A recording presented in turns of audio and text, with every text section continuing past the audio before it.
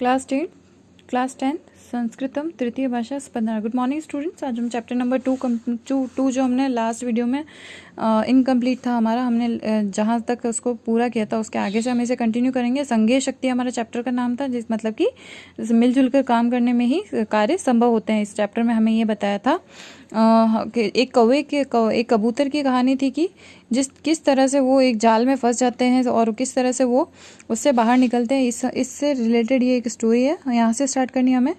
तत् श्रुत्वा कपोतराजस्य शंका च अनादृत्य सर्वे कपोत्रास्तो विष्टा, कि उसे सुनकर मतलब कि कबूतर की बात को सुनकर उसके जो शंका मतलब उसको जो शक था, उसको जो डर था, उसका अनादर करते हुए मतलब उसकी बात नहीं मानते हुए सभी कबूतर जो होते हैं वहां पर जाकर उपविष्टा मतलब बैठ जाते हैं।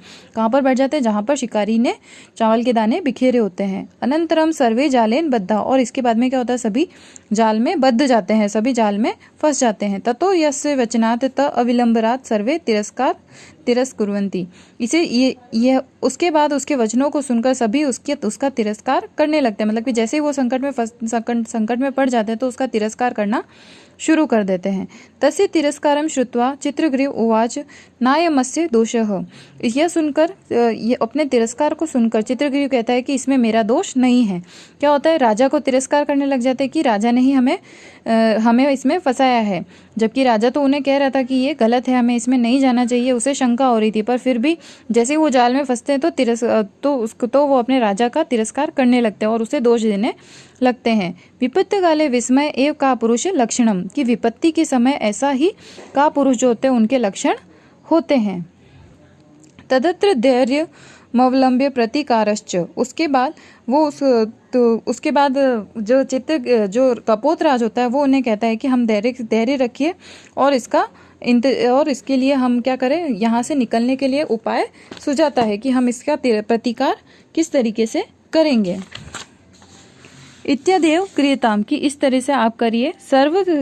इसके लिए हमें क्या करना चाहिए इससे निकलने के लिए? तो सर्वे रेखा चित्त भूयः जालमुदाय उड़ियताम, की हम सभी को एक चित्त होकर मतलब इकट्ठे होकर जालमुदाय उड़ियाम, की जाल को लेकर उड़ जाना है।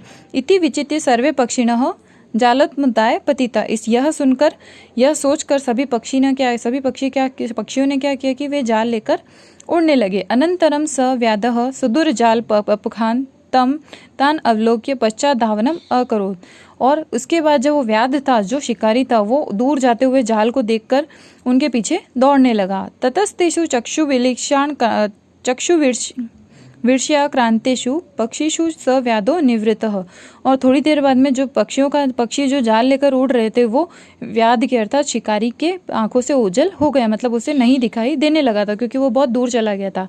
अतएव उच्यते, इसीलिए ही कहा गया है कि अल्पा नामपि वस्तुनाम संहति कार्य साधिका, की अल्प अर्थात थोड़ी सी वस्तुओं भी थोड़ी चीजें भी किसी भी कार्य को साधने में पूरा करने में हमारी मदद कर सकती है।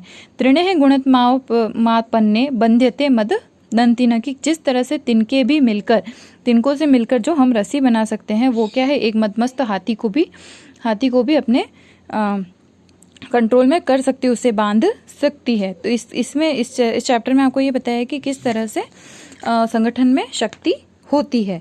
अब नेक्स्ट वीडियो में हम इसके क्वेश्चन आंसर्स करेंगे। Thank you.